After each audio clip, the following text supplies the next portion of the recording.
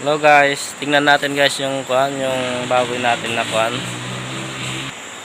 Tingnan natin yung baboy natin na bali dalawa lang yung anak niya guys.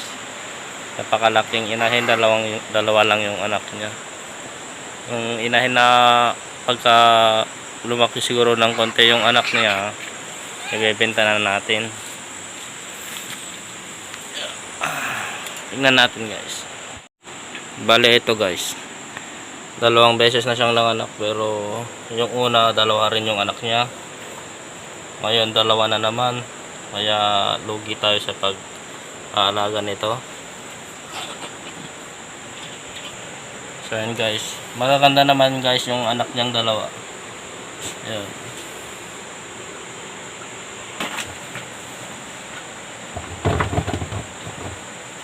So guys, napakalaki, pero sad to say, dalawa lang yung anak niya.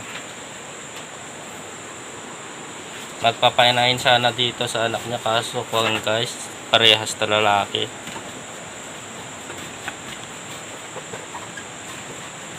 Napakalaking inahin guys, kaso hindi maganda yung panganganak niya, kaya may bebenta na to pag lumaki yung dalawang biik.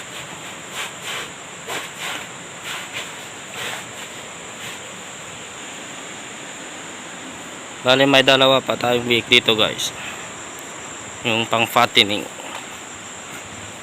Isang buwan na to guys, pero ang lalaki na nila.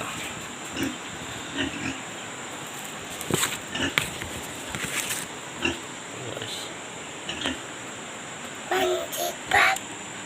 ito guys,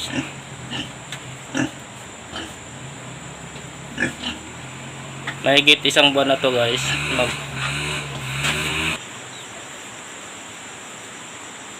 So guys, ito yung kulungan ng dalawang maliliit, yung yung isang buwan mahigit, tapos yun yung inahin.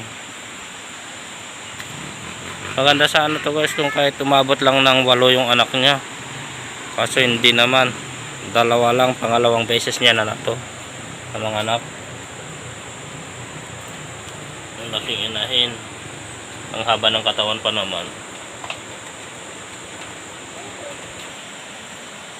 Guys, yung kulungan niya.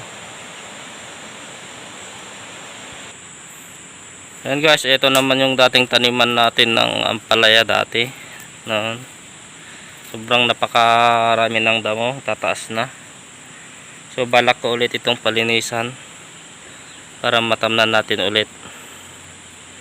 Mali, abangan na lang natin sa mga vlog ko dito. Sobrang tataas na ng damo, hirap na tong linisan, pero soon guys malilinisan natin to. So pati dito sa taniman ng saging guys, ang dami ng damo, hindi na nalilinisan.